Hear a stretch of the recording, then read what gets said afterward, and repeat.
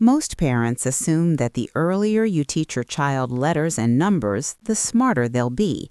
And honestly, that belief makes complete sense. We live in a world that rewards achievement. So we buy the flashcards, we play the alphabet songs, we celebrate the moment our 2-year-old points to the letter A. But here's what the research is quietly telling us. Teaching academics before your child's brain is ready doesn't give them a head start. It can actually get in the way of the very development that makes all learning possible later. Maybe you've noticed your toddler can recite the alphabet perfectly, but melts down the second you say no. Or they know their colors, but can't seem to focus on anything for more than 30 seconds. Maybe you're doing everything you were told was good, and something still feels off, and you can't name what it is. The problem isn't that you're doing something wrong, it's that no one ever taught you what to look for. Because what your child's brain actually needs between birth and age 3 has nothing to do with letters. And once you understand what that is, everything changes. Hi, I'm Martha from Little Mind Daily, and in this video, we're going to talk about what your child's brain actually needs before academics and exactly how to give it to them. Number 1, your child needs co-regulation before self-regulation. You've probably noticed that when your child is upset, no amount of reasoning works. You try to explain, they cry harder. You try to stay calm, they escalate. You wonder, why can't they just calm down? Here's the science. Before age 3, your child's prefrontal cortex, the part of the brain responsible for emotional control, is barely online. They literally do not yet have the brain hardware to manage big emotions on their own. What they need is your nervous system to do that work for them. Think of it like this. Imagine you're completely overwhelmed, panicking, and someone walks in and starts handing you a math worksheet. That's what it feels like to your child when they're dysregulated and you try to redirect them with learning. So from now on, I want you to prioritize connection before correction. When your child is upset, your first job isn't to teach, it's to regulate. Get low, get close, breathe slowly. Your calm actually becomes their calm. That's not a metaphor, that's neuroscience. Number 2, your child needs rich language exposure, not label drilling.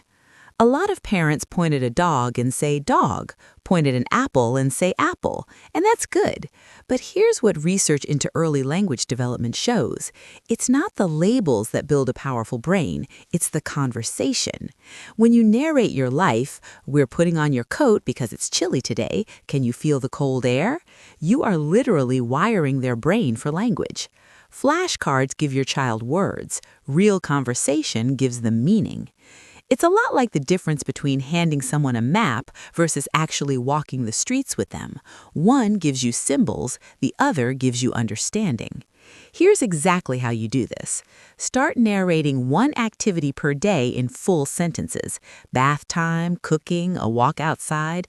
Don't quiz, don't test, just talk. Describe what you see, what you feel, what's happening next. You are literally wiring their brain for language.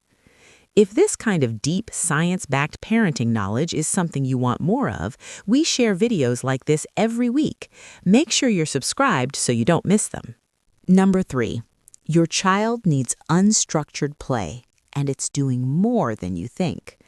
You might look at your toddler playing with blocks and think, this is cute, but it's not really learning. I should be doing something more intentional. But developmental science says the opposite. Unstructured play between ages 1 and 3 is how the brain builds executive function, the ability to focus, plan, problem solve, and control impulses, the exact skills your child will need to use academic knowledge later. When your child picks up a block, decides where to put it, and knocks the tower down just to rebuild it, they are practicing cause and effect, spatial reasoning, and emotional regulation all at once. Imagine you're training to run a marathon. Before you can run, you need a strong foundation, cardiovascular fitness, muscle strength, flexibility. Play is that foundation. ABCs are the race. You can't skip the foundation and expect the race to go well. The change I want you to start making is this. Give your child at least 30 minutes of completely uninterrupted play each day. No screens, no directed activity, just open-ended materials, blocks, containers, things they can pour and stack, and resist the urge to step in. Watch what they figure out on their own. Number 4, your child needs secure attachment more than any curriculum. Here's something most people don't know. Whether your child grows up to be a confident learner has less to do with what they were taught at age 2 and more to do with whether they felt safe with you at age 2. Attachment research, decades of it, shows that children who have a secure emotional bond with their primary caregiver have better cognitive outcomes, better school readiness, and stronger emotional intelligence. Not because attachment directly teaches them things, but because security is the platform that all learning sits on. Think of it like a Wi-Fi connection. Your child's brain can receive incredible information, but only if the connection is strong. Secure attachment is the signal. Without it, even the best content doesn't download properly. So from now on, I want you to think less about what you're teaching your child and more about how safe your child feels with you. Do they come to you when they're hurt? Do they look to you when they're unsure? That bond is doing more for their brain than any educational toy ever could. Number 5. Your child needs their senses engaged, not their screen time extended. Before a child can make meaning of symbols like letters and numbers, their brain needs thousands of hours of sensory experience.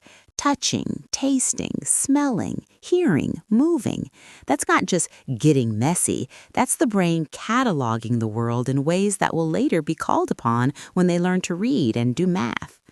When a child runs their hands through sand, they're building tactile discrimination. When they pour water between containers, they're developing early mathematical thinking. When they hear you sing a lullaby with rhythm and rhyme, they're laying the groundwork for phonemic awareness, the very skill that predicts reading success. It's a lot like building a house. You wouldn't start with the wallpaper before the foundation is poured. Sensory experience is the foundation. Letters and numbers are the wallpaper. Here's exactly how you do this. Choose one sensory activity this week. That could be Play-Doh, water play, a nature walk where you stop and touch things, or cooking together. The mess is the point. The exploration is the curriculum. Number 6, your child needs you to follow their lead, not your timeline.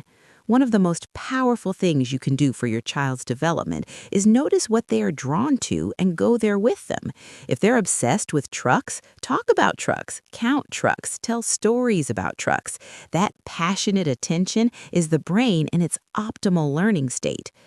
Neuroscience calls this intrinsic motivation, and it produces stronger, deeper learning than anything externally imposed.